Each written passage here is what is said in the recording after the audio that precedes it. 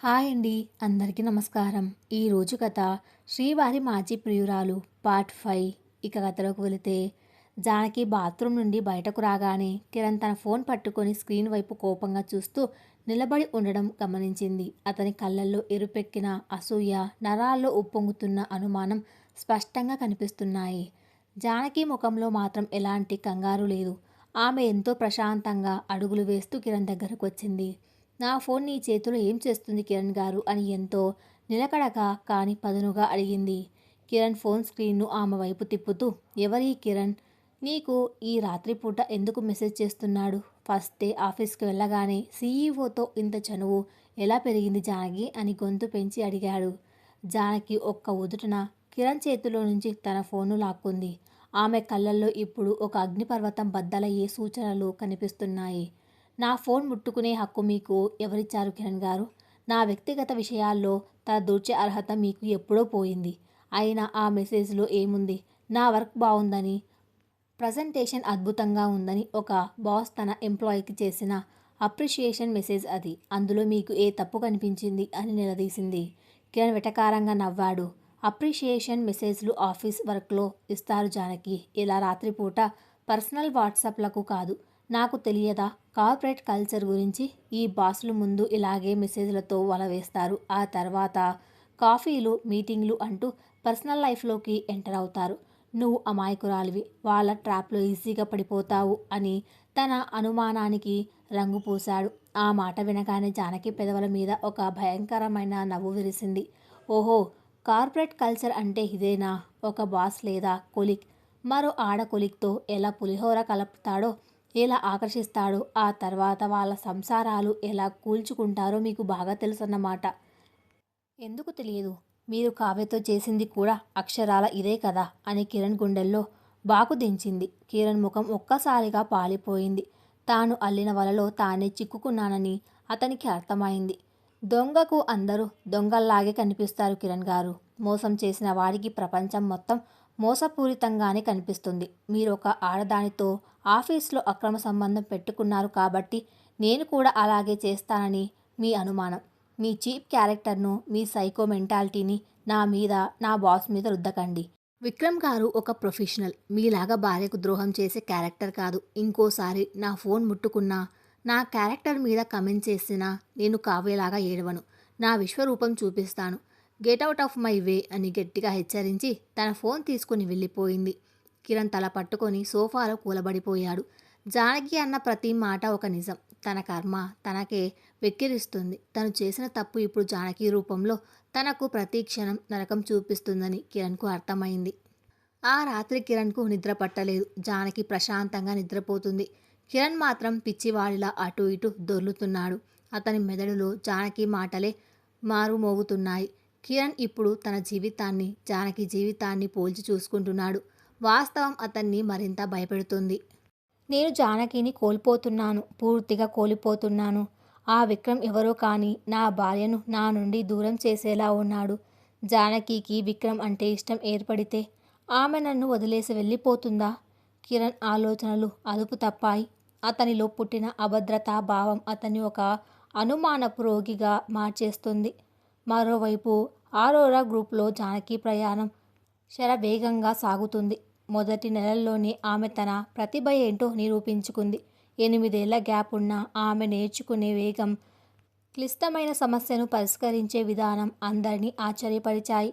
విక్రమ్ ఆమె పనితీరు పట్ల ఎంతో సంతృప్తిగా ఉన్నాడు. ఒకరోజు సాయంత్రం మీటింగ్ పూర్తయిన తర్వాత విక్రమ్ జానకిని తన క్యాబిన్లోనే ఆపాడు.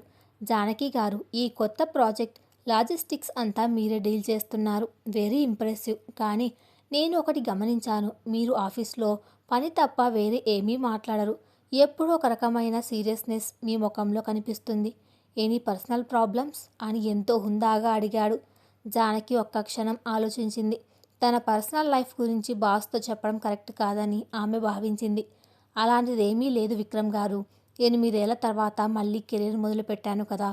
నా ఫోకస్ అంతా పని మీదే ఉండాలని నా ఉద్దేశం, ఇంకేమీ లేదు అని సున్నితంగా దాటివేసింది. విక్రమ్ ఆమె వ్యక్తిత్వాన్ని గౌరవించాడు. గుడ్. మీకు తెలుసో లేదో మా హెచ్ఆర్ మిమ్మల్ని రిజెక్ట్ చేద్దామనుకున్నాడు. మీ గ్యాప్ చూసి. కానీ మీ కళ్ళల్లో ఒక ఫైర్ చూశాను నేను. మీరేదో ప్రూవ్ చేసుకోవాలని తపనపడుతున్నారని అర్థమైంది. కీప్ ఇట్ అప్, నేను మీ వెంటే ఉంటాను అని ధైర్యం చెప్పాడు. థ్యాంక్ యూ సార్ అని చెప్పి జానకి బయటకు వచ్చింది. విక్రమ్ లాంటి ఒక పర్ఫెక్ట్ జెంటిల్మెన్ బాస్గా దొరకడం తన అదృష్టంగా భావించింది. అతని మాటల్లో ఎక్కడా కల్మషం లేదు. కేవలం ప్రతిభను గౌరవించే తత్వం మాత్రమే ఉంది. 2 నెలలు గడిచాయి. జానకి లీడ్ చేసిన ఒక పెద్ద ప్రాజెక్ట్ కంపెనీకి కోట్ల రూపాయల లాభాన్ని తెచ్చిపెట్టింది. దీనికి సెలబ్రేటింగ్గా విక్రమ్ ఒక 5 స్టార్ హోటల్లో గ్రాండ్ సక్సెస్ పార్టీ ఏర్పాటు చేశాడు. ఆఫీస్ స్టాఫ్ అందరినీ ఆహ్వానించాడు. ముఖ్యంగా ఈ ప్రాజెక్ట్ సక్సెస్ వెనక ఉన్న జానకిని తప్పకుండా రావాలని కోరాడు. ఆ రోజు శనివారం. జానకి పార్టీకి వెళ్ళడానికి రెడీ అవుతుంది. నలుపు రంగు జార్జెట్ చీర, దానికి matching blouse, simple diamond necklace ధరించింది. జుట్టును వదులుగా వదిలింది. అద్దం ముందు నిలబడిన జానకిని చూస్తే ఎవరైనా సరే కళ్ళు తిప్పుకోలేరు. ఆమెలో ఒకప్పుడు ఉన్న ఇల్లాలు కనిపించడం లేదు. ఇప్పుడు ఒక కాన్ఫిడెంట్ అండ్ బ్యూటిఫుల్ ఉమెన్ కనిపిస్తుంది. కిరణ్ ఆమెను చూస్తూ కళ్ళార్పకుండా నిలబడిపోయాడు. అతని కళ్ళల్లో ఒకవైపు ఆరాధన, మరోవైపు అసూయ. తన భార్య ఇంత అందంగా ముస్తాబై వేరొకరి పార్టీకి వెళ్తుందంటే అతని మనసు కాలిపోతుంది. ఎక్కడికి జానకి, ఇంత గ్రాండ్గా రెడీ అయ్యావు అని అడిగాడు తన అసహనాన్ని దాచుకోలేక. మా ఆఫీస్ సక్సెస్ పార్టీ ఉంది. నేను డీల్ చేసిన ప్రాజెక్ట్ పెద్ద హిట్ అయ్యింది. దానికి సెలబ్రేషన్స్ అని పర్ఫ్యూమ్ కొట్టుకుంటూ క్యాజువల్గా చెప్పింది జానకి. పార్టీనా? ఇప్పుడు అవసరమా జానకి? పిల్లలు వెయిట్ చేస్తున్నారు. ఈ వీకెండ్ మనం ఎక్కడికైనా వెళ్దాం అని ఆపడానికి ప్రయత్నించాడు. జానకి అతన్ని వింతగా చూసింది. నేను నా పిల్లలకు ముందే చెప్పాను. వాళ్ళు అత్తయ్య గారితో ఆడుకుంటున్నారు. మీరు కావాలంటే వెళ్ళి పడుకోండి. నేను క్యాబ్ బుక్ చేశాను, లేట్ అవుతుంది అని చెప్పి తన పర్స్ తీసుకుని బయటకు నడిచింది. ఆమె వెళ్తున్న వైపు చూస్తూ కిరణ్ గుండెల్లో అభద్రతాభావం పతాక స్థాయికి చేరుకుంది. ఆ విక్రమ్ నా భార్యను చూడటానికే ఈ పార్టీ అరేంజ్ చేశాడేమో. జానకి వలపు వలలో పడిపోతుందా? లేదు, నేను అలా జరగనివ్వను. నా కళ్ళ ముందే నా జీవితం నాశనం అవుతుంటే చూస్తూ ఊరుకోను అని మనసులో పిచ్చిగా నిర్ణయించుకున్నాడు. వెంటనే తన కారు తాళాలు తీసుకుని జానకి క్యాబ్ను ఫాలో అవ్వడం మొదలుపెట్టాడు కిరణ్. ఒక భర్త తన భార్య మీద అనుమానంతో ఒక సైకో స్టాకర్లా మారిపోయాడు. 5 star hotel banquet hall. Party వాతావరణం ఎంతో ఆహ్లాదంగా ఉంది. లైట్ మ్యూజిక్ ప్లే అవుతుంది. జానకి హాల్లోకి అడుగు పెట్టగానే అందరి చూపు ఆమె మీదే పడింది. విక్రమ్ ఎంతో హుందాగా సూట్ ధరించి ఉన్నాడు. జానకిని చూడగానే చిరునవ్వుతో ఆమె దగ్గరికి వచ్చాడు. Wow, you are looking stunning Janaki గారు. ఈ సక్సెస్ క్రెడిట్ అంతా మీదే. రండి, మీకు మా క్లయింట్స్ని పరిచయం చేస్తాను అంటూ ఆమెను తీసుకెళ్లాడు. జానకి ఎంతో కాన్ఫిడెంట్గా అందరితో కలుస్తుంది. విక్రమ్ ఆమెకు పక్కనే ఉండి ప్రతి ఒక్కరిని పరిచయం చేస్తున్నాడు. వాళ్ళిద్దరూ నవ్వుతూ మాట్లాడుకుంటున్న దృశ్యం బయట అద్దాల గుండా చూస్తున్న కిరణ్కు పిచ్చెక్కిస్తుంది. కిరణ్ కారు పార్క్ చేసి హాల్ బయట నుండి ఇదంతా గమనిస్తున్నాడు. వాళ్ళు మామూలుగా మాట్లాడుకుంటున్నా కిరణ్ మెదడులోని అనుమానం దానికో రొమాంటిక్ యాంగిల్ అంటగడుతుంది. చూడు, ఎంత చనువుగా నవ్వుతూ మాట్లాడుకుంటున్నారో. ఇంట్లో నాతో ఒక్క ముక్క మాట్లాడని జానకి వాడి దగ్గర పళ్ళు వికలిస్తోంది. నేను ఈ పార్టీని ఇక్కడితో ఆపేస్తాను అని ఆవేశంతో ఊగిపోయాడు కిరణ్. సెక్యూరిటీని తోసుకొని కిరణ్ నేరుగా పార్టీ హాల్లోకి అడుగుపెట్టాడు.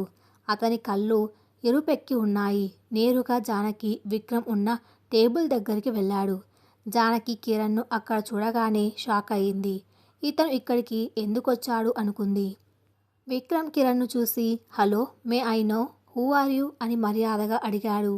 కిరణ్ విక్రమ్ వైపు కోపంగా చూస్తూ జానకి చేతిని గట్టిగా పట్టుకున్నాడు. నేను జానకి మొగుడిని. నా భార్యను నాకంటే ఎక్కువగా ఇంకెవ్వడు చూడకూడదు. జానకి, పార్టీ అయిపోయింది కదా, నడు ఇంటికి వెళ్దాం అని గట్టిగా అందరికీ వినపడేలా అన్నాడు. హాల్లో ఉన్న వాళ్ళందరూ ఒక్కసారిగా అటువైపు చూశారు. వాతావరణం అంతా టెన్షన్గా మారిపోయింది. జానకికి అవమానంతో రక్తం మరిగిపోతుంది. కిరణ్ తనను ఆఫీస్ స్టాఫ్ ముందు, విక్రమ్ ముందు ఎంత నీచంగా ప్రొజెక్ట్ చేస్తున్నాడో ఆమెకు అర్థమైంది. ఆమె ఒక్క ఉదుటున కిరణ్ చేతిలో నుండి తన చేతిని విడిపించుకుంది. ఏం చేస్తున్నారు మీరు? నేను ఆఫీస్ పార్టీలో ఉన్నాను. చిన్న పిల్లను కాదు ఎత్తుకుపోవడానికి. How dare you come here అని పళ్ళు నూరుతూ ఇంగ్లీష్లో అరిచింది జానకి. నేను నీ భర్తను జానకి. నువ్వు రాత్రిపూట ఇలా పరాయి మగాళ్లతో పార్టీలు చేసుకుంటే నేను చూస్తూ ఊరుకోను, పద ఇంటికి అని కిరణ్ అరుస్తూ మళ్ళీ ఆమె చెయ్యి పట్టుకోబోయాడు. సరిగ్గా అప్పుడు విక్రమ్ మధ్యలోకి వచ్చాడు. అతని ముఖంలో ఇప్పుడు చిరునవ్వు లేదు. ఒక బాస్కు ఉండే గంభీరత, అథారిటీ ఉన్నాయి. మిస్టర్ విక్రమ్, మీరు జానకి గారి భర్త కావచ్చు, కానీ ఇది నా ఆఫీస్ పార్టీ. ఇక్కడ ఉన్నది నా ఎంప్లాయీస్. మీరు నా స్టాఫ్తో బిహేవ్ చేస్తున్న తీరు అబ్జెక్షనబుల్గా ఉంది. దయచేసి మీరు ఇక్కడి నుండి వెళ్ళకపోతే నేను సెక్యూరిటీని పిలవాల్సి వస్తుంది అని గట్టిగా వార్నింగ్ ఇచ్చాడు విక్రమ్. కిరణ్కి అహంకారం దెబ్బతింది. నువ్వెవర్రా నాకు చెప్పడానికి? నా భార్యను లైన్లో పెడుతున్నావా? నేను ఇక్కడి నుండి వెళ్ళను. జానకిని తీసుకుని వెళ్తాను అని విక్రమ్ మీదకు దూసుకెళ్లాడు. షటప్ విక్రమ్! జానకి గొంతు హాల్ అంతా మారుమోగింది. ఆమె అరుపుకు అందరూ సైలెంట్ అయిపోయారు. జానకి కళ్ళల్లో మండుతున్న కోపాన్ని చూసి కిరణ్ 2 అడుగులు వెనక్కి వేశాడు. జానకి విక్రమ్ వైపు తిరిగి, ఐఎమ్ ఎక్స్ట్రీమ్లీ సారీ విక్రమ్ గారు. నా వల్ల పార్టీ డిస్టర్బ్ అయింది. మీరు సెక్యూరిటీని పిలవాల్సిన అవసరం లేదు. నేనే ఈ ఇష్యూ డీల్ చేస్తాను అని చెప్పి కిరణ్ వైపు తిరిగింది. మీరు నా భర్త అని చెప్పుకోవడానికి మీకు సిగ్గుండాలి కిరణ్ గారు. ఆఫీస్లో ఒక ఆడదానితో ఎఫ్ఐఆర్ పెట్టుకొని నన్ను దారుణంగా మోసం చేసిన మీలాంటి క్యారెక్టర్లెస్ మనిషికి నా క్యారెక్టర్ గురించి మాట్లాడే అర్హత లేదు. నా ప్రాజెక్ట్ సక్సెస్ అయినందుకు ఈ పార్టీ జరుగుతుంది. నా బాస్, నా కొలీగ్స్ నన్ను గౌరవిస్తున్నారు. కానీ మీరు నా ఎదుగుదలను చూసి ఓర్వలేక మీ సైకో అనుమానాలతో నా పరువు తీయడానికి వచ్చారు. కిరణ్ ముఖం నల్లబడిపోయింది. తన బండారం అందరి ముందు, ముఖ్యంగా విక్రమ్ ముందు బయటపడేసరికి భూమి బద్దలై కిందకు వెళ్ళిపోవాలనిపించింది. జానకి ఆగలేదు. ఒక విషయం బాగా గుర్తుపెట్టుకోండి. మీరు నా పిల్లలకు తండ్రి మాత్రమే. నా భర్తగా మీ స్థానం మీరే ఎప్పుడో నాశనం చేసుకున్నారు. నేను ఎవరితో మాట్లాడాలో, ఎక్కడ పార్టీ చేసుకోవాలో నిర్ణయించుకునే స్వేచ్ఛ నాకుంది. మర్యాదగా ఇక్కడి నుండి వెళ్ళిపోండి. లేదంటే రేపు ఉదయం నా లాయర్ నుండి మీకు డైవర్స్ నోటీస్ వస్తుంది అని కరాఖండిగా, అత్యంత కఠినంగా తేల్చి చెప్పింది. ఆ మాట డైవర్స్ వినగానే కిరణ్ గుండె ఆగిపోయినంత పనైంది. జానకి తనను విడిచిపెట్టే స్థాయికి వెళ్ళిపోయిందని అతనికి ఇప్పుడు పూర్తిగా రియలైజ్ అయ్యింది. అందరి ముందు తలదించుకొని అవమాన భారంతో కిరణ్ మెల్లగా వెనక్కి తిరిగి హాల్ నుండి బయటకు నడిచాడు. విక్రమ్కు ఇప్పుడు జానకి మీద కేవలం గౌరవమే కాదు, ఒక రకమైన సానుభూతి, ఆమె ధైర్యం పట్ల ఆరాధన కలిగాయి. ఇంత బాధను గుండెల్లో పెట్టుకుని ఆఫీస్లో ఇంత బ్రిలియంట్గా ఎలా పనిచేస్తుంది ఈమె అని మనసులో అనుకున్నాడు. జానకి విక్రమ్ వైపు తిరిగి మళ్ళీ సారీ చెప్పబోయింది. కానీ విక్రమ్ ఆమెను ఆపి, no Janaki, you don't have to apologise. You are a brave woman. ఈ పార్టీ కంటిన్యూ అవుతుంది మీకోసమే అని చిరునవ్వుతో చెప్పి మ్యూజిక్ ప్లే చేయమని సైగ చేశాడు. కానీ కిరణ్ అనుమానం ఇక్కడితో ఆగుతుందా?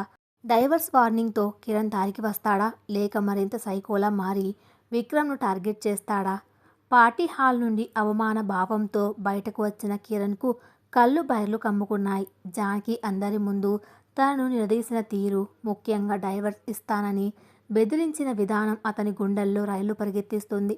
ఒకప్పుడు తన కనుసన్నల్లో మిగిలిన అమాయకపు భార్య ఇప్పుడు తనను శాసించే స్థాయికి ఎదిగిందన్న నిజం మింగుపడడం లేదు. కారు నడుపుకుంటూ ఇంటికి వస్తున్న కిరణ్ బుర్రలో వేలాది ప్రశ్నలు, ఇంకెన్నో అనుమానాలు. జానకి నిజంగానే నాకు విడాకులు ఇచ్చేస్తుందా? ఆ విక్రమ్ అండ చూసుకుని జానకి అంత ధైర్యంగా మాట్లాడుతుందా? నా పిల్లలను, నా కుటుంబాన్ని నా నుండి దూరం చేస్తుందా? ఇలాంటి పిచ్చి ఆలోచనలతో అతని మెదడు వేడెక్కిపోయింది. ఒక తప్పు చేసిన మనిషి అవతలి వాళ్ళ నిజాయితీని ఎప్పటికీ నమ్మలేడు అనడానికి కిరణ్ పరిస్థితే ప్రత్యక్ష ఉదాహరణ. రాత్రి 1 గంటకు ఇంటికి చేరుకున్న కిరణ్ హాల్లోనే లైట్లు ఆర్పేసి చీకట్లో కూర్చున్నాడు. జానకి రాక కోసం అతని ఎదురుచూపు మొదలైంది. సరిగ్గా రాత్రి 2 గంటల సమయంలో జానకి క్యాబ్ దిగి ఇంట్లోకి అడుగుపెట్టింది. ఆమె ముఖంలో పార్టీ తాలూకు అలసట ఉన్న ఒక గొప్ప ఆత్మసంతృప్తి కనిపిస్తుంది. చీకట్లో సోఫాలో కూర్చున్న కిరణ్ను చూసి ఆమె ఏమాత్రం ఉలిక్కి పడలేదు. లైట్ ఆన్ చేసి అతన్ని కన్నెత్తి కూడా చూడకుండా తన గది వైపు నడవబోయింది. జానకి, కిరణ్ గొంతు వణికిపోతోంది. జానకి ఆగి వెనక్కి తిరిగింది. ఆమె కళ్ళల్లో కించిత్ జాలి కూడా లేదు. నేను చేసింది తప్పే జానకి. కోపంతో నా బుర్ర పని చెయ్యక పార్టీకి వచ్చాను. కానీ అందరి ముందు నా పరువు అలా తీయడం నీకు న్యాయమా? విడాకులు ఇస్తానని ఆ కిరణ్ ముందు అనడం కరెక్టేనా అని అడిగాడు కిరణ్. జానకి పెదవుల మీద వ్యంగ్యమైన నవ్వు విరిసింది. పరువు? మీ ఆఫీస్లో మీ ప్రియురాలు కావ్యతో ఎఫ్ఐఆర్ నడిపించినప్పుడు మీ పరువు ఎక్కడికి పోయింది కిరణ్ గారు? నా పిల్లల స్కూల్ దగ్గరకు వచ్చి ఆ సైకో వాళ్ళను బెదిరించినప్పుడు నా పరువు ఎంత బజారున పడిందో మీకు తెలుసా? నేను చేసింది కేవలం ఆత్మరక్షణ మాత్రమే. నా ఆఫీస్, నా కెరియర్, నా ప్రాణం. అక్కడికి వచ్చి మీ సైకో వేషాలు వేస్తే నేను మౌనంగా భరించడానికి ఇది పాత జానకి కాదు. డైవర్స్ మాట నేను ఊరికే అనలేదు. నా సహనానికి పరీక్ష పెడితే రేపు ఉదయం లాయర్ నోటీస్ మీ చేతిలో ఉంటుంది. గుడ్ నైట్ అని కరాఖండిగా చెప్పి గదిలోకి వెళ్ళి తలుపు వేసుకుంది. కిరణ్ అక్కడే కూలబడిపోయాడు. ఇక తాను నేరుగా జానకితో వాదించడం వల్ల ఎలాంటి లాభం లేదని, అది తన వినాశనానికే దారి తీస్తుందని అతనికి స్పష్టమైంది. కానీ లోపల రగులుతున్న ఆ అనుమానపు మంట మాత్రం ఆరలేదు. దాన్ని చల్లార్చుకోవడానికి అతను ఇంకో వికృతమైన ప్లాన్ చేయడం మొదలుపెట్టాడు. మరుసటి రోజు ఉదయం ఆదివారం కావడంతో ఇంట్లో అందరూ ఉన్నారు. రామచంద్రరావు, అన్నపూర్ణ పేపర్ చదువుకుంటూ కాఫీ తాగుతున్నారు. జానకి నిన్న రాత్రి జరిగిన పార్టీ గురించి, కిరణ్ అక్కడ చేసిన రచ్చ గురించి అత్తామామలకు స్పష్టంగా చెప్పేసింది. ఆమె మాటలు విన్న రామచంద్రరావు రక్తం మరిగిపోయింది. కిరణ్ నిద్ర లేచి హాల్లోకి రాగానే రామచంద్రరావు పేపర్ పక్కన పడేసి కోపంగా లేచాడు. ఏరా కిరణ్, నీకు బుద్ధి జ్ఞానం ఏమైనా ఉందా? నీ పాపాలు భరిస్తూ ఈ ఇంటి పరువు నిలబెడుతూ ఆ పిల్ల తన కాళ్ళ మీద తాను నిలబడాలని చూస్తుంటే అక్కడికి వెళ్ళి రచ్చ చేస్తావా? అసలు నువ్వు మనిషివేనా లేక రాక్షసుడివా అని గర్జించాడు తండ్రి. కిరణ్ తలదించుకొని, నాన్న, నా భార్య రాత్రిపూట పార్టీలకు వెళ్తే నాకెలాగో ఉంటుంది నాన్న. ఆ విక్రమ్ ఎవడో నాకు నచ్చలేదు. జానకి వాడి ట్రాప్లో పడుతుందేమోనని నా భయం అని తన తప్పును సమర్థించుకునే ప్రయత్నం చేశాడు. అన్నపూర్ణ ముందుకు వచ్చి కొడుకు మీద అసహ్యంగా చూసింది. నీ బతుకు బస్టాండ్ అయినట్లు అందరి బతుకులు అలాగే ఉండవు కిరణ్. జానకి క్యారెక్టర్ గురించి మాట్లాడే అర్హత నీకు లేదు. నువ్వు చేసిన ద్రోహానికి ఆమె నిన్ను వదిలేసినా తప్పులేదు. ఇంకోసారి జానకి ఆఫీస్ విషయాల్లో తల దూర్చావంటే నేనే స్వయంగా వెళ్ళి జానకి తరపున నీకు విడాకుల పేపర్లు ఇప్పిస్తాను. ఇది నా ఆఖరి హెచ్చరిక అని కఠినంగా చెప్పింది తల్లి. కన్న తల్లిదండ్రులు కూడా జానకి వైపే నిలబడడంతో కిరణ్ పూర్తిగా ఒంటరివాడయ్యాడు. బహిరంగంగా జానకిని ఏమీ అనలేక తనలో తాను కుమిలిపోవడం మొదలుపెట్టాడు. సోమవారం ఉదయం ఆరోరా గ్రూప్ ఆఫీస్. విక్రమ్ తన క్యాబిన్లో కూర్చుని నిన్నటి పార్టీ గురించి ఆలోచిస్తున్నాడు. జానకి భర్త ప్రవర్తించిన తీరు, దానికి జానకి ఇచ్చిన ధీటైన సమాధానం అతని కళ్ళ ముందు మెదలాడుతున్నాయి. ఒక మహిళ తన పర్సనల్ లైఫ్లో ఇంత నరకం అనుభవిస్తూ కూడా ప్రొఫెషనల్ లైఫ్లో ఇంత పర్ఫెక్ట్గా ఎలా ఉండగలుగుతుంది అని విక్రమ్ మనసులో జానకి పట్ల అపారమైన గౌరవం ఏర్పడింది. అతను జానకి పట్ల ఎలాంటి తప్పుడు ఉద్దేశం లేని ఒక పర్ఫెక్ట్ జెంటిల్మెన్. ఆమె ప్రతిభను గుర్తించి ఆమెకు అండగా నిలబడాలని మాత్రమే అతను కోరుకుంటున్నాడు. ఇంతలో జానకి క్యాబిన్లోకి వచ్చింది. Good morning sir. వారం రోజుల క్రితం మనం డిస్కస్ చేసిన Mumbai expansion project file ready చేశాను అని ఫైల్ టేబుల్ మీద పెట్టింది. విక్రమ్ ఫైల్ చూస్తూ, గుడ్ మార్నింగ్ జానకి, ఫైల్ తర్వాత చూస్తాను. Are you okay? శనివారం జరిగిన ఇన్సిడెంట్ వల్ల మీరేమీ అప్సెట్ అవ్వలేదు కదా అని ఎంతో సున్నితంగా అడిగాడు. జానకి చిన్నగా నవ్వింది. లేదు సార్, నా పర్సనల్ లైఫ్ తాలూకు శాడోస్ నా ప్రొఫెషనల్ లైఫ్ మీద పడకుండా చూసుకోవడం నా బాధ్యత. దాని గురించి మీరు ఆలోచించకండి అని స్పష్టంగా చెప్పింది. విక్రమ్ ఆమె కాన్ఫిడెన్స్కు ఫిదా అయ్యాడు. ఇట్స్ గ్రేట్ జానకి గారు. అయితే మీకు ముఖ్యమైన విషయం చెప్పాలి. ఈ Mumbai expansion project file approval కోసం మనం క్లయింట్ని నేరుగా కలవాలి. ఈ బుధవారం ముంబైలో ఒక కాన్ఫరెన్స్ ఉంది. ఈ ప్రాజెక్ట్కి మీరే లీడ్ కాబట్టి మీరు కూడా నాతో పాటు ముంబై రావాల్సి ఉంటుంది. 2 days ట్రిప్. మీకు ఓకేనా లేక ఫ్యామిలీ కమిట్మెంట్స్ ఏమైనా ఉన్నాయా అని అడిగాడు. జానకి ఒక్క క్షణం ఆలోచించింది. ముంబై వెళ్ళడం కెరియర్ పరంగా ఆమెకు చాలా పెద్ద అడుగు. కానీ 2 రోజులు పిల్లలను వదిలి వెళ్ళాలి. అత్తామామలు పిల్లలను చూసుకుంటారు కాబట్టి ఇబ్బంది లేదు. కానీ కిరణ్ దాన్ని ఎలా తీసుకుంటాడో అన్న ఆలోచన వచ్చింది. అతను ఎలా తీసుకుంటే నాకేంటి? నా జీవితం, నా కెరియర్, నా ఇష్టం అని వెంటనే నిర్ణయించుకుంది. షూర్ సార్, నేను రెడీ. నా ఫ్యామిలీ పరంగా ఎలాంటి ప్రాబ్లం లేదు అని కాన్ఫిడెంట్గా చెప్పింది జానకి. ఎక్సలెంట్. మన ఫ్లైట్ బుధవారం ఉదయం 7 గంటలకు. హెచ్ఆర్ మీకు టికెట్స్ అండ్ హోటల్ డీటెయిల్స్ పంపుతారు అని చెప్పాడు విక్రమ్. మంగళవారం రాత్రి భోజనాల సమయం. జానకి, అత్తమామలు, పిల్లలు అందరూ డైనింగ్ టేబుల్ దగ్గర కూర్చున్నారు. కిరణ్ కొద్దిగా దూరంలో సోఫాలో కూర్చొని టీవీ చూస్తున్నట్లు నటిస్తున్నాడు. కానీ అతని ధ్యాస అంతా వాళ్ళ మీదే ఉంది. మామయ్య గారు, నేను రేపు ఉదయం ముంబై వెళ్తున్నాను. మా ఆఫీస్ కొత్త ప్రాజెక్ట్ కోసం 2 రోజులు అక్కడే ఉంటాను. శుక్రవారం సాయంత్రం తిరిగి వస్తాను. పిల్లలను కొంచెం జాగ్రత్తగా చూసుకోండి అని చెప్పింది జానకి. రామచంద్రరావు సంతోషంగా, దానికేం కంగారు పడకు అమ్మా, మేమున్నాం కదా, పిల్లల బాధ్యత మాది, నువ్వు ధైర్యంగా వెళ్ళిరా. ఫ్లైట్ ఎన్నిటికి అని అడిగాడు. ఉదయం 7 గంటలకు మామయ్య గారు అని చెప్పింది జానకి. ఈ మాటలు వింటున్న కిరణ్ చేతిలో రిమోట్ కింద పడిపోయింది. ముంబై ట్రిప్పా? 2 రోజులు, అది కూడా ఆ విక్రమ్ గాడితో? లేదు, ఇది ఖచ్చితంగా ఆ విక్రమ్ గాడి ప్లానే. జానకిని ఒంటరిగా దొరకబుచ్చుకోవడానికి వాడు ఆడుతున్న నాటకం ఇది. నేను ఇది జరగనివ్వను అని కిరణ్ మనసులో అనుమానపు భూతం నాట్యం చేయడం మొదలుపెట్టింది. కానీ కిరణ్ నేరుగా జానకి దగ్గరకు వెళ్ళి నిలదీసే ధైర్యం చేయలేకపోయాడు. డైవర్స్ నోటీస్ భయం అతన్ని ఆపుతుంది. అందుకే ఈసారి అతను ఒక సైకోలా ప్రవర్తించాలని నిర్ణయించుకున్నాడు. విక్రమ్, జానకి ముంబైలో ఏం చేస్తారో తన కళ్ళతో చూడాలని, దానికి ఆధారాలు సంపాదించి జానకిని తన గుప్పెట్లోకి తెచ్చుకోవాలని ఒక నీచమైన ప్లాన్ చేశాడు. వెంటనే తన ఫోన్ తీసి తన ఫ్రెండ్ ద్వారా పరిచయమైన ఒక ప్రైవేట్ డిటెక్టివ్ భార్గవ్ అనే వాడికి కాల్ చేశాడు. కిరణ్ మెల్లగా బాల్కనీలోకి వెళ్ళి మాట్లాడడం మొదలుపెట్టాడు. హలో భార్గవ్, నేను కిరణ్ని. నాకు అర్జెంటుగా నీ హెల్ప్ కావాలి. రేపు ఉదయం నా భార్య ఒకరితో కలిసి ముంబై వెళ్తుంది. వాళ్ళు ఏ ఫ్లైట్ ఎక్కుతున్నారు, ఏ హోటల్లో దిగుతున్నారు, అక్కడ వాళ్ళిద్దరూ ఏం చేస్తున్నారు, నాకు ప్రతి నిమిషం అప్డేట్ కావాలి. ఫోటోలు, వీడియోలు అన్నీ తీసి పంపాలి. ఎంత డబ్బైనా ఇస్తాను అని కిరణ్ తన సైకోయిజాన్ని బయటపెట్టాడు. అవతల నుండి భార్గవ్, ఓకే సార్, నాకు డీటెయిల్స్ వాట్సాప్ చేయండి, నా మనుషులు వాళ్ళ వెనకే ఉంటారు అని కన్ఫర్మ్ చేశాడు. కిరణ్కి ఇప్పుడు కాస్త ప్రశాంతంగా అనిపించింది. జానకి, నువ్వు ఎంత పతివ్రతవో, ఆ విక్రమ్ గాడు ఎంత జెంటిల్మెన్ కాదో రేపు ముంబైలో బయటపడుతుంది. అప్పుడు ఆ ఆధారాలతో నీ అహంకారాన్ని ఎలా అణిచివేస్తానో చూడు అని మనసులో పైశాచికంగా నవ్వుకున్నాడు కిరణ్. బుధవారం ఉదయం జానకి ఎయిర్పోర్ట్కు చేరుకుంది. విక్రమ్ అప్పటికే అక్కడ వెయిట్ చేస్తున్నాడు. ఇద్దరు కలిసి బోర్డింగ్ పాస్ తీసుకుని లాంచ్లోకి వెళ్లారు. ఇదంతా దూరం నుంచి గమనిస్తున్న డిటెక్టివ్ భార్గవ్ మనిషి కిరణ్కు ఎప్పటికప్పుడు ఫోటోలు తీసి పంపుతున్నాడు. సార్, వాళ్ళిద్దరూ ఫ్లైట్ ఎక్కారు, చాలా క్యాజువల్గా మాట్లాడుకుంటున్నారు అని మెసేజ్ చేశాడు డిటెక్టివ్. కిరణ్ ఆ ఫోటోలు చూసి రగిలిపోతున్నాడు. వెళ్ళండి వెళ్ళండి, ముంబైలో మీ బాగోద్దం బయట పెడతాను అనుకున్నాడు. జానకి, విక్రమ్ ముంబైలోని ఒక 5 స్టార్ హోటల్కు చేరుకున్నారు. విక్రమ్ ముందుగానే 2 వేరు గదులు బుక్ చేశాడు. జానకికి 3వ అంతస్తులో ఒక రూమ్, విక్రమ్కు 5వ అంతస్తులో ఒక రూమ్. రిసెప్షన్ దగ్గర విక్రమ్ కీస్ తీసుకుని, జానకి గారు, మీరు రూమ్కి వెళ్ళి ఫ్రెష్ అవ్వండి. మధ్యాహ్నం 2 గంటలకు మనకు క్లయింట్తో మీటింగ్ ఉంది.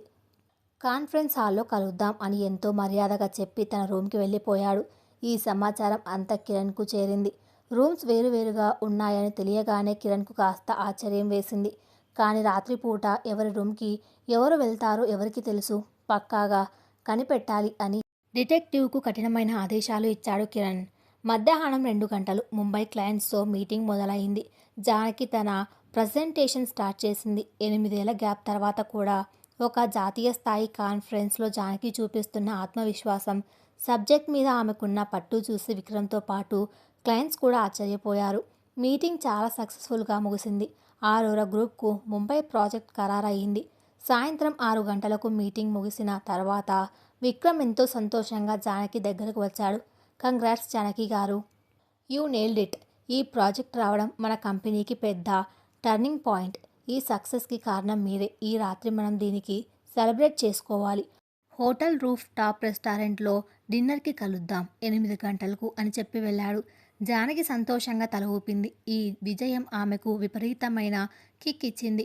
తనలో చచ్చిపోయిందనుకున్న ప్రతిభ ఇంకా సజీవంగానే ఉందని ఆమెకు నమ్మకం కలిగింది. తన రూమ్కి వెళ్ళి ఫ్రెష్ అయ్యి కిరణ్ తల్లిదండ్రులకు వీడియో కాల్ చేసి పిల్లలతో మాట్లాడింది. ఆమె మొహంలో ఆనందం చూసి కిరణ్ తల్లిదండ్రులు కూడా సంతోషపడ్డారు. రాత్రి 8 గంటలు. రూఫ్ టాప్ రెస్టారెంట్ ఎంతో రొమాంటిక్గా అలంకరించబడింది. చల్లటి గాలి, ముంబై నగరపు రాత్రి అందాలు కనువిందు చేస్తున్నాయి. జానకి ఒక డీసెంట్ సల్వార్ కమీజ్ వేసుకొని అక్కడికి చేరుకుంది. విక్రమ్ అప్పటికే అక్కడ వెయిట్ చేస్తున్నాడు. ఇద్దరు ఒక కార్నర్ టేబుల్ దగ్గర కూర్చున్నారు. ఇదంతా దూరం నుండి వీడియో రికార్డ్ చేస్తున్నాడు డిటెక్టివ్ మనిషి. విక్రమ్ 2 వైన్ గ్లాసులు ఆర్డర్ చేశాడు. జానకి సున్నితంగా నవ్వి, సారీ సార్, నేను డ్రింక్ చేయను, నా కోసం ఒక మాక్టైల్ చెప్పండి అంది. విక్రమ్ వెంటనే వైన్ క్యాన్సిల్ చేసి 2 మాక్టైల్స్ ఆర్డర్ చేశాడు. సారీ జానకి గారు, ఐ డిడ్ంట్ నో. ఎనీవే ఈరోజు మీ కాన్ఫరెన్స్ చూసి నేను నిజంగా షాక్ అయ్యాను. మీలో ఇంత టాలెంట్ పెట్టుకొని ఇన్ని సంవత్సరాలు ఇంట్లో ఎందుకు ఉండిపోయారు అని క్యాజువల్గా అడిగాడు విక్రమ్. జానకి చూపులు శూన్యంలోకి వెళ్ళాయి. ప్రేమ సార్, నా భర్త అంటే నా ప్రాణం. ఆయన కోసం, ఆయన సంతోషం కోసం నాకంటూ ఒక ప్రపంచం ఉండకూడదని నిర్ణయించుకున్నాను. నాకంటే ఆయన సక్సెస్ ఎక్కువ ఆనందాన్ని ఇస్తుందనుకున్నాను. విక్రమ్కి అర్థమైంది ఆమె గుండెల్లో ఏదో పెద్ద గాయం ఉందని. మరి ఇప్పుడు ఎందుకు మళ్ళీ కెరీర్ మొదలుపెట్టారు అని నెమ్మదిగా అడిగాడు. జానకి విక్రమ్ కళ్ళలోకి సూటిగా చూసింది. ఎప్పుడైతే ఆ ప్రేమకు, ఆ నమ్మకానికి అర్థం లేకుండా పోయిందో నాకంటూ ఒక ఉనికి ఉండాలని రియలైజ్ అయ్యాను సార్. మోసపోయిన ఆడది ఏడ్చుకుంటూ కూర్చోకూడదు, ఎదురు నిలబడి పోరాడాలని నిర్ణయించుకున్నాను అని కిరణ్ మోసాన్ని పరోక్షంగా బయటపెట్టింది. విక్రమ్ ఆమె ధైర్యానికి మనసులోనే సెల్యూట్ చేశాడు. You are a fighter Janaki. మీ ప్రొఫెషనల్ జర్నీలో నేను ఎప్పుడూ మీకు సపోర్ట్గా ఉంటాను అని ఆమెను ఉత్సాహపరిచాడు. వాళ్ళిద్దరి మధ్య జరిగిన సంభాషణ చాలా డీసెంట్గా ఒక మెంటర్ ప్రోటీస్ మధ్య జరిగినట్లుగా ఉంది. కానీ ఈ దృశ్యాలను కెమెరాలో బంధిస్తున్న డిటెక్టివ్ వాటిని తప్పుగా అర్థం చేసుకునేలా ఫోటోలు తీశాడు. జానకి నవ్వుతున్న ఫోటోలు, విక్రమ్ ఆమె వైపు మెచ్చుకోలుగా చూస్తున్న ఫోటోలు తీసి కిరణ్కు వాట్సాప్ చేశాడు. దానికి తోడు ఒక మసాలా మెసేజ్ కూడా పెట్టాడు. సార్, ఇద్దరు రూఫ్ టాప్లో క్యాండిల్ లైట్ డిన్నర్ చేస్తున్నారు. చాలా రొమాంటిక్ మూడ్లో ఉన్నారు. కొద్దిసేపట్లో ఒకే రూమ్కి వెళ్ళే ఛాన్స్ ఉంది. నేను వాచ్ చేస్తున్నాను. ఆ మెసేజ్ చూసిన కిరణ్ గుండె ఆగిపోయినంత పనైంది. అతని కళ్ళకు రక్తపు పోట్లు వచ్చాయి. అంటే నిజంగానే జానకి ఆ విక్రమ్ గాడికి లొంగిపోయిందా? నా భార్యను వేరొకడు టచ్ చేస్తాడా? ఛాన్స్ లేదు, నేను వాడిని చంపేస్తాను అని సైకోలా అరుస్తూ కారు తాళాలు తీసుకొని బయటకు పరుగు తీశాడు కిరణ్. కిరణ్ తీసుకున్న ఈ ఆవేశపు నిర్ణయం ఎలాంటి విపత్తుకు దారి తీయబోతుంది? డిటెక్టివ్ పంపిన అబద్ధపు సమాచారంతో కిరణ్ ముంబై వెళ్తాడా? జానకి, విక్రమ్ల మధ్య ఉన్న పవిత్రమైన బంధాన్ని కిరణ్ తన నీచమైన ఊహలతో ఎలా నాశనం చేయబోతున్నాడు? డిటెక్టివ్ పంపిన ఆ ఫోటోలు, ఆ మసాలా మెసేజ్ కిరణ్ మెదడును పూర్తిగా విషతుల్యం చేశాయి. కిరణ్ ఇప్పుడు ఒక భర్తగా కాకుండా ఒక సైకోటిక్ స్టాటిక్గా మారిపోయాడు. వాస్తవానికి జానకి మరియు విక్రమ్ మధ్య ఉన్నది ఒక ఉన్నతమైన ప్రొఫెషనల్ బంధం మాత్రమే. కానీ కిరణ్ కళ్ళు అనుమానంతో గుడ్డువైపోయాయి. విక్రమ్ మీద ఉన్న పగ, జానకిని మళ్ళీ తన కుప్పట్లోకి తెచ్చుకోవాలనే పిచ్చి ఆవేశంతో అతను విమానం టికెట్లు బుక్ చేసుకొని ముంబైకి బయలుదేరాడు. కిరణ్ కార్లో ఎయిర్పోర్ట్కి వెళ్తుంటే అతని కళ్ళ ముందు తన సంసారం కూలిపోతున్న దృశ్యాలు కదులుతున్నాయి. జానకి, నువ్వు నన్ను వదిలి వేరొకరి దగ్గరకు వెళ్తే నిన్ను బతకనివ్వను, నాది కానిది ఎవ్వరికి దక్కనివ్వను అని అతను పళ్ళు పట్టుకొని శపించుకుంటున్నాడు. అతని జేబులో ఒక చిన్న కత్తి ఉంది. అనుమానం పెరిగితే మనిషి ఎంతటి క్రూరమైన నిర్ణయానికైనా వెనుకాడడు అనడానికి కిరణ్ ఈ రోజు ప్రయాణమే నిదర్శనం. ముంబైలోని ఆ 5 స్టార్ హోటల్. రాత్రి 11 గంటలు దాటింది. జానకి తన రూమ్కి వచ్చి అప్పుడే ఫోన్ చూసుకుంటుంది. విక్రమ్ పంపిన మెసేజ్ ఉంది. జానకి, ఈరోజు ప్రజెంటేషన్ చాలా బాగా ఇచ్చారు. మీరు మా కంపెనీకి ఒక అసెంట్. బాగా నిద్రపోండి. రేపు మనకు రిటర్న్ ఫ్లైట్ ఉంది. ఆ మెసేజ్ చదువుతుంటే జానకికి చాలా ఆనందం అనిపించింది. 8 ఏళ్ల గ్యాప్ తర్వాత కూడా తను ఫామ్లోకి రావడం ఆమెకు ఒక విజయం. ఆమె తలుపు వేసి లైట్ ఆపి నిద్రపోవడానికి సిద్ధమైంది. అవతల వైపు విక్రమ్ తన రూమ్లో కూర్చొని తర్వాత ప్రాజెక్ట్ ప్లాన్స్ రాసుకుంటున్నాడు. వారికి ఎటువంటి శృంగారభరితమైన ఉద్దేశాలు లేవు. కానీ కిరణ్ దృష్టిలో అది ఒక నేరం. మరుసటి రోజు ఉదయం కిరణ్ ముంబై చేరుకున్నాడు. డిటెక్టివ్ ద్వారా జానకి ఉన్న హోటల్ అడ్రస్ తెలుసుకున్నాడు. అతను హోటల్ లాబీలోకి వెళ్ళేసరికి రిసెప్షనిస్ట్ అతన్ని అడ్డుకున్నాడు. కిరణ్ తనను తాను కంట్రోల్ చేసుకుంటూ, నేను ఒక ముఖ్యమైన పని మీద వచ్చాను, జానకి గది నెంబర్ చెప్తారా అని అడిగాడు. రిసెప్షనిస్ట్ నిరాకరించడంతో అతను లాబీలో ఒక సోఫాలో కూర్చొని గంటలు తరబడి గమనించసాగాడు. సరిగ్గా అప్పుడు జానకి మరియు విక్రమ్ చెక్అవుట్ చేయడానికి లాబీలోకి వచ్చారు. ఇద్దరు హుందాగా నవ్వుతూ మాట్లాడుకుంటూ వస్తున్నారు.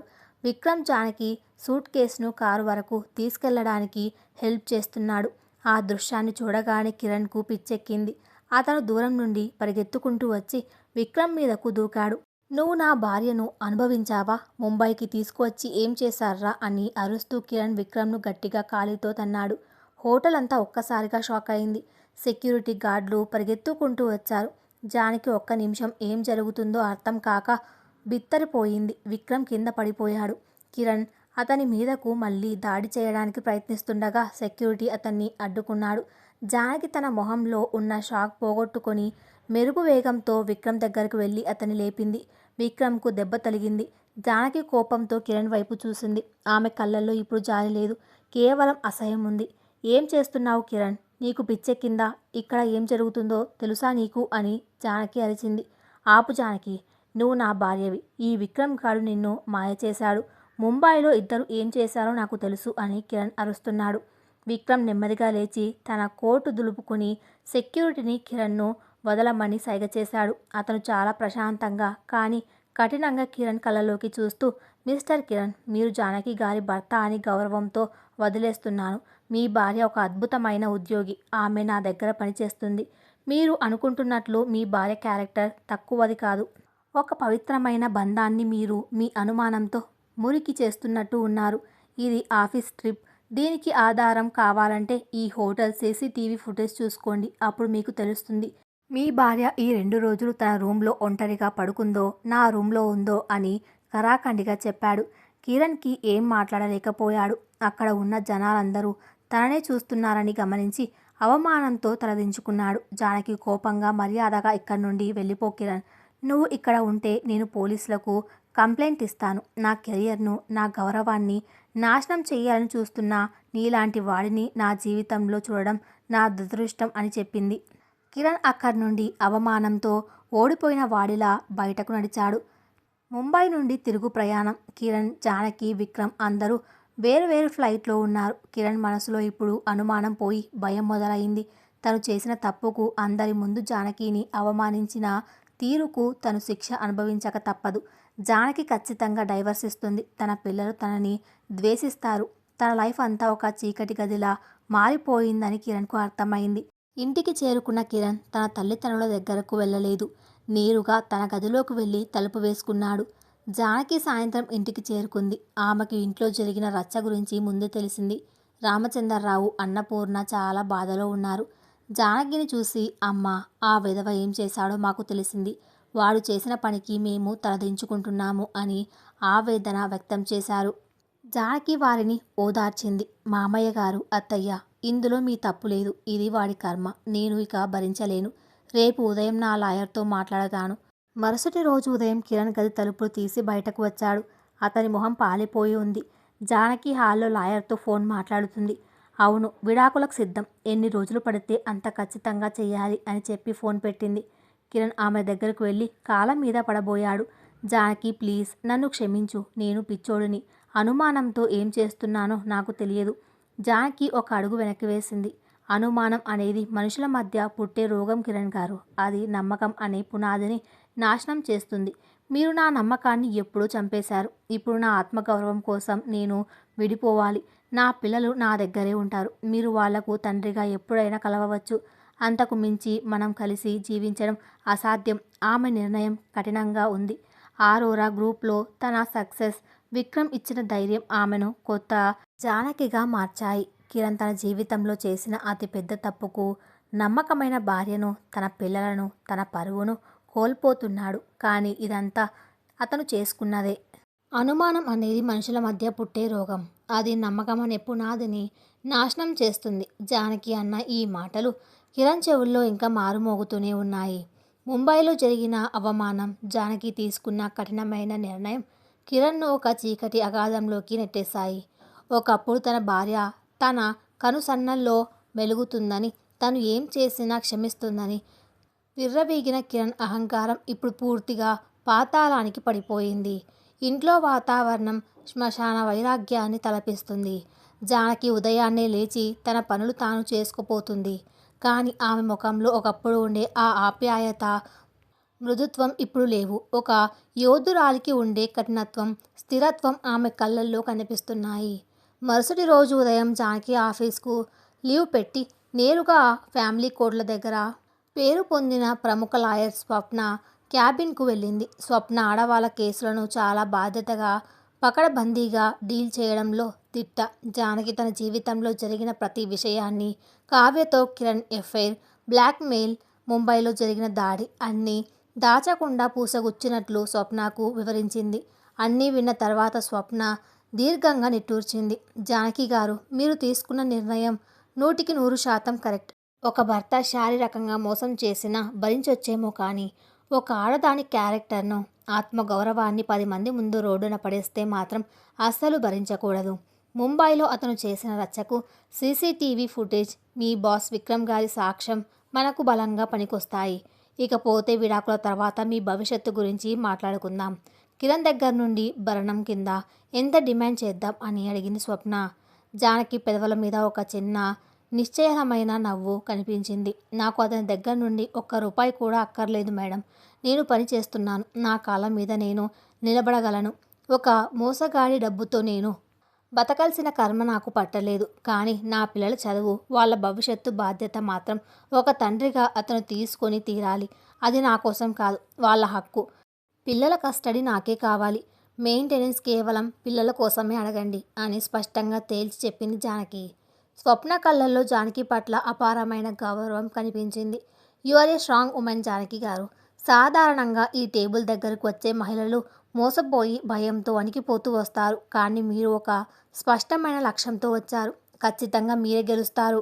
రేపు ఉదయానికల్లా కిరణ్ చేతిలో డైవర్స్ నోటీస్ ఉంటుంది అని హామీ ఇచ్చింది. ఇంటికి తిరిగి వచ్చిన జానకి అత్తామామలకు తాను లాయర్ దగ్గరకు వెళ్ళొచ్చిన విషయం చెప్పింది. రామచంద్రరావు, అన్నపూర్ణ ఆ మాట వినగానే కన్నీళ్లు పెట్టుకున్నారు. తమ కోడలు శాశ్వతంగా తమకు దూరం అయిపోతుందన్న బాధ వారిని కలిసివేసింది. రామచంద్రరావు జానకి చేయి పట్టుకొని, తల్లి, వాడు చేసిన తప్పుకు మాకు నిన్ను ఆపే అర్హత కూడా లేదు. కానీ నువ్వు ఈ ఇల్లు వదిలి వెళ్ళాల్సిన అవసరం లేదు. ఈ ఇంట్లో నుండి వెళ్ళాల్సింది వాడు, నువ్వు కాదు అని గట్టిగా చెప్పాడు. వెంటనే రామచంద్రరావు తన ఫ్యామిలీ లాయర్కు ఫోన్ చేసి ఇంటికి పిలిపించాడు. కిరణ్ అప్పుడే తన గదిలో నుండి బయటకు వచ్చి హాల్లో జరుగుతున్న తంతు చూసి ఆగిపోయాడు. రామచంద్రరావు లాయర్తో, చూడండి, నా పేరు మీద ఉన్న ఈ ఇల్లు మరియు నా పెన్షన్ అకౌంట్స్ అన్నీ నా కోడలు జానకి మరియు నా 2 మనవల పేరు మీదకు మార్చేయండి. నా కొడుకు కిరణ్ నా ఆస్తిలో చిల్లి గవ్వ కూడా దక్కకూడదు. ఇది నా విల్. దయచేసి వెంటనే పేపర్స్ రెడీ చేయండి అని కరాఖండిగా చెప్పాడు. కిరణ్ గుండె ఆగిపోయినంత పనైంది. నాన్న, ఏం చేస్తున్నారు మీరు? ఒక తప్పు చేసినందుకు కన్న కొడుకును రోడ్డున పడేస్తారా? నేను మీ రక్తాన్ని నాన్న అని అరిచాడు. అన్నపూర్ణ ముందుకు వచ్చి కిరణ్ చెంప పగిలిలా కొట్టింది. రక్తం గురించి నువ్వు మాట్లాడవద్దురా. 8 ఏళ్ళు నీ నీడలో బతికిన జానకిని నడి రోడ్డు మీద అవమానించినప్పుడు నీకు ఆ బాంధవ్యాలు గుర్తు రాలేదా? ఒక పరాయి ఆడదానితో తిరిగినప్పుడు నీకు ఈ కుటుంబ పరువు గుర్తు రాలేదా? జానకి కేవలం మా కోడలు కాదు, మా కూతురు. నువ్వు చచ్చిన వాడితో సమానం. నీకు ఇక్కడ స్థానం లేదు అని కరాఖండిగా తేల్చి చెప్పింది. కిరణ్కి ఇప్పుడు పూర్తిగా రియలైజ్ అయ్యింది. తను కావ్యవలలో పడి చేసిన ఒక చిన్న తప్పు ఒక మంచు కొండలా పెరిగి తన జీవితాన్ని, తన కుటుంబాన్ని, తన ఆస్తిని, చివరకు తన కన్నవారిని కూడా శాశ్వతంగా దూరం చేసిందని. కర్మ అంటే ఇదేనేమో. మనిషి చేసే పాపం ఎప్పుడు ఒంటరిగా రాదు, సర్వనాశనాన్ని వెంటబెట్టుకుని వస్తుంది. మరుసటి రోజు ఉదయం జానకి ఆఫీస్కి వెళ్ళింది. ఆమె మనసులో ఒక పక్క కుటుంబం కూలిపోతుందన్న బాధ ఉన్నా, ఆఫీస్లోకి అడుగుపెట్టగానే ఆమె ఒక ప్రొఫెషనల్ మేనేజర్గా మారిపోయింది. ముంబై ప్రాజెక్ట్ సక్సెస్ అయినందుకు ఆఫీస్లో అందరూ ఆమెకు కంగ్రాట్స్ చెప్పారు. విక్రమ్ ఆమెను తన క్యాబిన్లోకి పిలిచాడు. జానకి గారు, ప్లీజ్ టేక్ యువర్ సీట్ అన్నాడు ఎంతో గౌరవంగా. ముంబైలో జరిగిన ఇన్సిడెంట్కు నేను మళ్ళీ సారీ చెప్తున్నాను సార్. నా పర్సనల్ లైఫ్ వల్ల మీకు ఇబ్బంది కలిగింది అని తల దించుకొని చెప్పింది జానకి. విక్రమ్ చిన్నగా నవ్వి, చూడండి జానకి గారు, ఒకరి సైకో మెంటాలిటీకి మనం బాధ్యులం కాలేము. నేను ఆ ఇన్సిడెంట్ను ఎప్పుడో మర్చిపోయాను. కానీ నేను అబ్జర్వ్ చేసింది మీ ధైర్యాన్ని. అఫ్కోర్స్ మీరు తీసుకున్న డైవర్స్ నిర్ణయం కరెక్ట్. కానీ ఈ ప్రాసెస్లో మీకు ఎలాంటి లీగల్ సపోర్ట్ కావాలన్నా, లేక ఆఫీస్ తరపున సెక్యూరిటీ కావాలన్నా మా హెచ్ఆర్ టీం మీకు అండగా ఉంటుంది. యు ఆర్ నాట్ అలోన్ అని భరోసా ఇచ్చాడు. జానకికి కళ్ళు చెమర్చాయి. ఒక రక్త సంబంధం లేని వ్యక్తి కేవలం తన టాలెంట్ను గుర్తించి ఇంతలా అండగా నిలబడడం ఆమెకు కొండంత ధైర్యాన్ని ఇచ్చింది. Thank you so much sir. Me support నా లైఫ్లో చాలా ఇంపార్టెంట్ అని చెప్పి బయటకు వచ్చింది. మరోవైపు కిరణ్ ఆఫీస్లో పరిస్థితి భయంకరంగా ఉంది. కిరణ్ ఉదయం తన క్యాబిన్లోకి వెళ్ళేసరికి అతని కొలీగ్స్ అందరూ గుసగుసలాడుకుంటున్నారు. కిరణ్కి ఏమీ అర్థం కాలేదు. ఇంతలో హెచ్ఆర్ నుండి కిరణ్కు అర్జెంట్ మీటింగ్ కాల్ వచ్చింది. కిరణ్ హెచ్ఆర్ మేనేజర్ క్యాబిన్లోకి వెళ్ళాడు. అక్కడ అతని బాస్ కూడా ఉన్నాడు. వాళ్ళ ముఖాలు చాలా సీరియస్గా ఉన్నాయి. సిట్ డౌన్ కిరణ్ అన్నాడు బాస్. కిరణ్ టెన్షన్ పడుతూ కూర్చున్నాడు. హెచ్ఆర్ మేనేజర్ తన ల్యాప్టాప్ స్క్రీన్ను కిరణ్ వైపు తిప్పాడు. అందులో ఒక వీడియో ప్లే అవుతోంది. అది ముంబై 5 స్టార్ హోటల్ లాబీలో కిరణ్ విక్రమ్ మీద దాడి చేసిన వీడియో. ఎవరో పబ్లిక్ ఆ వీడియో తీసి సోషల్ మీడియాలో పోస్ట్ చేశారు. అందులో కిరణ్ అరుస్తూ తన పేరు, తన భార్య పేరు ప్రస్తావించడం స్పష్టంగా వినిపిస్తుంది. ఏంటిది కిరణ్? ఒక ప్రముఖ కంపెనీకి సీఈఓ అయిన విక్రమ్ గారి మీద పబ్లిక్లో దాడి చేశావు. పైగా నువ్వు మన కంపెనీ ఐడి కార్డ్ మెడలో వేసుకునే ఈ పని చేశావు. ఈ వీడియో వల్ల మన కంపెనీ ఇమేజ్ డ్యామేజ్ అవుతుంది. ఒక ఎంప్లాయ్ పబ్లిక్లో ఇంత వైలెంట్గా బిహేవ్ చేయడం మా పాలసీలకు విరుద్ధం అని కఠినంగా అన్నాడు హెచ్ఆర్. సార్, అది నా పర్సనల్ ఇష్యూ సార్. నా భార్యతో గొడవ అని కవర్ చేయడానికి ట్రై చేశాడు కిరణ్. పర్సనల్ ఇష్యూ అయితే మీ ఇంట్లో తీల్చుకోవాలి, రోడ్డు మీద కాదు. అయినా నీ పర్సనల్ ట్రాక్ రికార్డ్ కూడా బాగాలేదు కిరణ్. గతంలో కావ్య అనే మన ఎంప్లాయీతో నువ్వు క్లోజ్గా ఉన్నావని, ఆమె సడన్గా రిజైన్ చేసి వెళ్ళిపోవడానికి నువ్వే కారణమని చాలా రూమర్స్ ఉన్నాయి. అప్పుడు ఎవిడెన్స్ లేక వదిలేశాం. కానీ ఇప్పుడు ఈ వీడియో పక్కా ఎవిడెన్స్. కంపెనీ బోర్డు నిర్ణయం ప్రకారం నిన్ను 1 మంత్ సస్పెండ్ చేస్తున్నాం వితౌట్ పే. ఈలోపు పోలీస్ కేసు ఏమైనా ఫైల్ అయితే నిన్ను పర్మనెంట్గా టర్మినేట్ చేస్తాం అని బాంబు పేల్చాడు బాస్.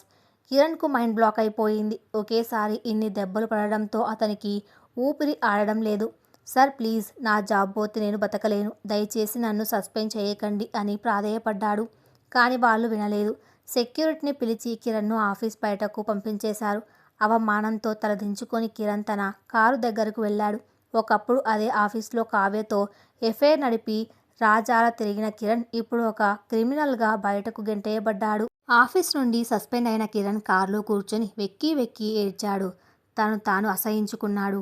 తను వేసిన అడుగంతా తప్పే అని ఇప్పుడు అర్థమవుతుంది. ఇంటికి వెళ్ళే ధైర్యం లేక ఒక పార్క్ దగ్గర కారు ఆపి గంటల తరబడి అక్కడే కూర్చున్నాడు.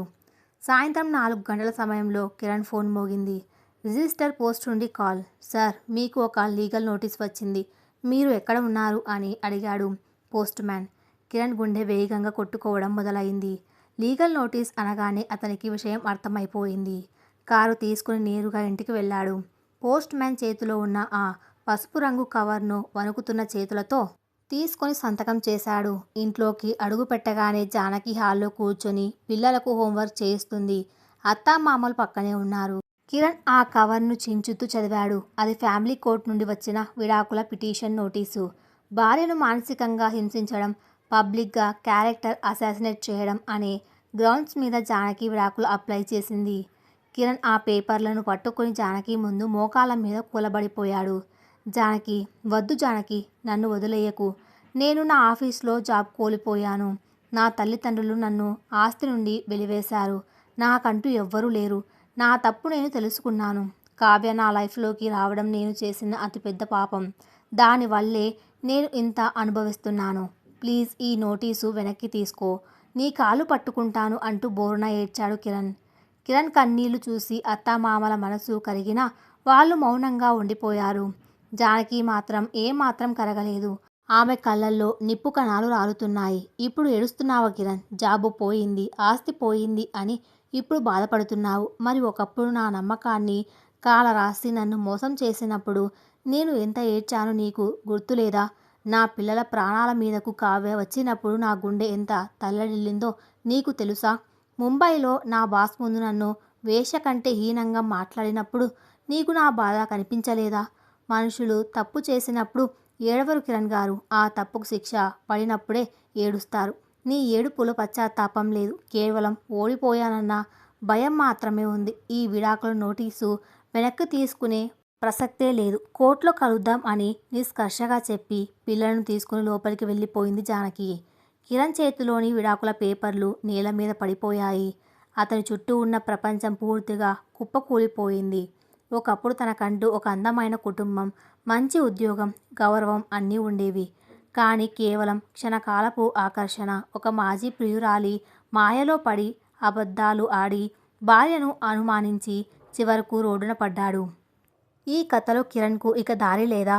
జానకి విక్రమ్ల మధ్య ప్రొఫెషనల్ బంధం భవిష్యత్తులో ఏదైనా కొత్త మలుపు తిరగబోతుందా? విడాకుల కేసులో కిరణ్ లాయర్ ఎలా వాదించబోతున్నాడు? కథ ఇంకా ఉంది, అది నెక్స్ట్ పార్ట్లో కొనసాగించబడుతుంది. Thanks for listening.